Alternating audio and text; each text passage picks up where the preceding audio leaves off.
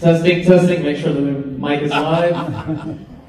All right, Bruce, my name's Shane, so I got kind of a hard hitter right from Mr. Sinkin Stanley for you. Is that all right? He's a Sinkin Stanley buddy. Go ahead, go for it.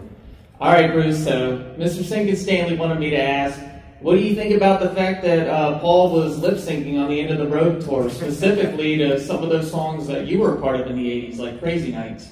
You know, I didn't study all the, I know there were people doing video proof and the whole thing, and I know that there's plenty of video out there that shows what was happening with backing tracks. I know at one point Doc McGee finally, let it out that that was happening. And I always felt like, quite honestly, Kiss is much more than just that, and they wanted to do this show, and they were going to try to do it any way they did. And it's not fair for me to judge on it. All I know is they made a lot of people happy. I do prefer when people, like I know John Bon Jovi doesn't want to, perform if he can't sing.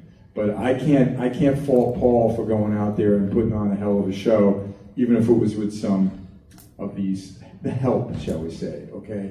So it was a weird thing, and I always feel bad for the singers that were known for these high register things to carry on.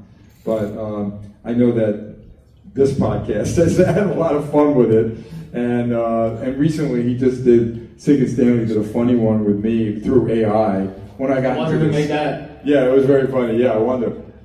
It was just kind of interesting that I got into a fight about Eric Carr, actually. You know what I mean? But it's parody, it's humor, and what can I say? You know what I mean? It's freedom of speech. You know what I mean?